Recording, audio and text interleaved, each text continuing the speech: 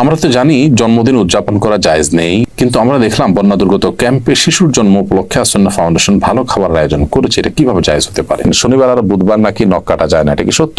ঘুমানোর জায়গায় নামাজ পড়লে নামাজ হবে কিনা? ভাদ্র মাসে মেয়ে বিয়ে দিলে অমঙ্গল হয় বলে গ্রামাঞ্চলে শোনা যায়, এটা কি সঠিক? আমাদের এলাকায় কিছু মানুষ বলে কবরে মাটি দিলে তিনি 3 মুষ্টি দিতে হবে, এর কম দেওয়া যাবে না, এটা কি ঠিক? 4 রাকাত নামাজ ভুলে 3 রাকাত পড়ে সালাম ফিরিয়ে ফেললে করণীয় কি? কোন মহিলা অন্তঃসত্ত্বা থাকা অবস্থায় তার কোনো আত্মীয় মারা গেলে তাকে দেখতে দেওয়া হয় না, এতে নাকি মৃত ব্যক্তির কষ্ট হয়। আসলে কি অন্তঃসত্ত্বা অবস্থায় মৃত ব্যক্তিকে দেখার পরে নিষেধাজ্ঞা আছে? জোহরের সুন্নতের 3য় রাকাতে থাকা অবস্থায় জামাত শুরু হয়ে গেলে করণীয় কি? চলুন তাহলে আর বিলম্ব না করে আমরা প্রশ্নোত্তর আলোকিত প্রবেশ করি। আমাতুল্লাহ আফরোজ আপনি লিখেছেন শনিবার আর বুধবার নাকি নখ কাটা যায় না, এটা কি সত্য? নখ কাটার নির্দিষ্ট কোনো দিনক্ষণ নাই যে এই সময় নখ কাটতে হবে বা এই সময় নখ কাটা যাবে না। সারা সপ্তাহের যে কোনো সময় যে কোনো দিন রাতে দিনে আপনি নখ কাটতে পারবেন। শুক্রবার নখ কাটাকে কেউ কেউ মুস্তাহাব বলেছেন, কোন সালাফের আমল রয়েছে। এর বাইরে আসলে এটাকে সুন্নাহ বা ওই দিনই কাটতে হবে এমন কোনো বাধ্যবাধকতা নেই, আর নিষেধাজ্ঞা তো কোনো দিনের জন্যই নাই। বিদায় শনিবার বুধবারে নখ কাটা যাবে না মর্মে কথা যদি কেউ বলে থাকেন, সেটি নিছকই কুসংস্কার এবং দলিলবিহীন একটি কথা। এমনি আমজাদ হোসেন আপনি লিখেছেন ঘুমানোর জায়গায় নামাজ পড়লে নামাজ হবে কিনা? যে জায়গাটা আপনি ঘুমিয়ে থাকেন বা শুয়ে থাকেন বা যেটা আপনার শোবার ঘর, শোয়ার জায়গা, সেখানে নামাজ পড়েছেন, যদি পবিত্র হয়, পাক হয়, নামাজ হয়ে যাবে, কোনো অসুবিধা নেই। তবে নামাজের যাতে মনোযোগ থাকে সেরকম জায়গা থাকা উচিত। ধরুন সেখানে ঘুমানোর জায়গা, সেখানে হয়তো কালারফুল না বিছানা আছে, সেটা আপনার মনোযোগ নষ্ট হতে পারে। এরকম হলে সেখানে বিছানা বিছিয়ে নেবেন, জানামাজ বিছিয়ে নেবেন বা এমন কিছু বিছিয়ে নেবেন যে আপনার মনোযোগকে নষ্ট না করে। এমডি মুস্তাফিজুর রহমান লিখেছেন তেলাওয়াতের সেজদার বিধান কি? যদি সেজদা না করা হয় তাহলে কি গুনাহ হবে? ভাই মুস্তাফিজুর রহমান, তেলাওয়াতের সেজদা দেওয়া ওয়াজিব। আপনি কোরআন কারীমের সেজদার যে আয়াতগুলোতে সেজদা বিষয়ক নির্দেশনা রয়েছে এবং তার পাশে সেজদা লেখা আছে, এগুলো তেলাওয়াত করলে আপনাকে সেজদা দিতে হবে। আর সেজদা যদি আপনি না করেন, যেহেতু ওয়াজিব, অতএব ওয়াজিব তরকের গুনাহ হবে। জান্নাতুল ফেরদাউস লিখেছেন কোন মহিলা অন্তঃসত্ত্বা থাকা অবস্থায় তার কোনো আত্মীয় মারা গেলে তাকে দেখতে দেওয়া হয় না, এতে নাকি মৃত ব্যক্তির কষ্ট হয়। আসলে কি অন্তঃসত্ত্বা অবস্থায় মৃত ব্যক্তিকে দেখার পরে নিষেধাজ্ঞা আছে?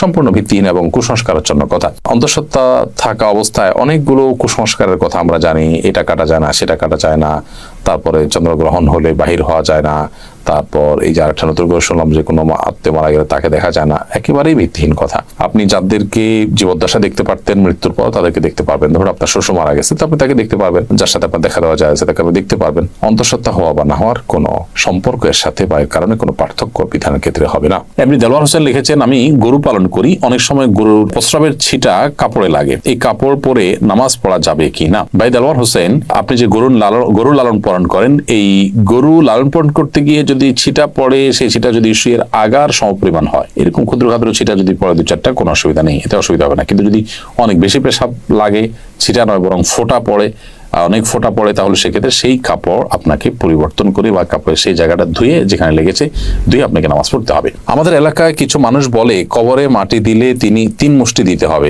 এর কম দেওয়া যাবে না, এটা কি ঠিক? না, এরকম কোনো বাধ্যবাধকতা নেই যে কবরে মাটি 3 মুষ্টির কম দেওয়া যাবে না, দিলে কোনো হবে এমন কোনো কথা নেই। কবরে মাটি আপনি 3 মুষ্টি, 5 মুষ্টি, 7 মুষ্টি, 6 মুষ্টি, যা খুশি দিতে পারেন। এমনকি মুষ্টিতে দিতেই হবে এমন কোনো বাধ্যবাধকতাও নেই। আপনি কোদাল দিয়ে দিতে পারেন, অন্য কোনো ভাবে দিতে পারেন।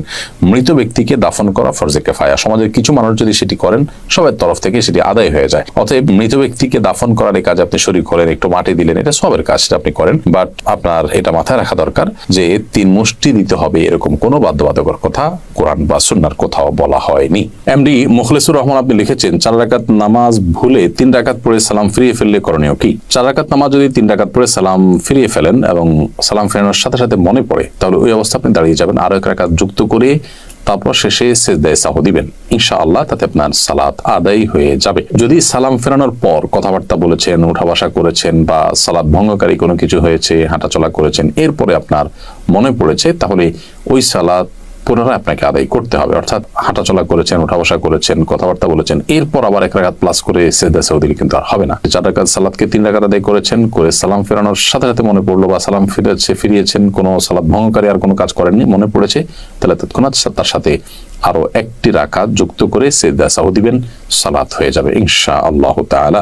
এসএইচ মোহাম্মদ আল জাবির আপনি লিখেছেন ভাদ্র মাসে মেয়ে বিয়ে দিলে অমঙ্গল হয় বলে গ্রামাঞ্চলে শোনা যায়, এটা কি সঠিক? না, এরকম কোনো কথা নেই। বিয়ের ব্যাপারে এমন কোনো সময় বা এমন কোনো কাল নেই যে সময় কালে বিবাহ হলে কোনো প্রকার ক্ষতি হতে পারে বা উপকার হতে পারে। বিবাহ সব সময় করা যায় এমন একটি বিষয়। শুধুমাত্র হজের এহরামরত অবস্থায় বিবাহ বন্ধনে আবদ্ধ হওয়া নিয়ে উলামায়ে কেরামের ভিন্ন মত আসে, একদল ওলামা ইকরাম জায়েজ বলেন, অন্য দল ওলামা ইকরাম না জায়েজ।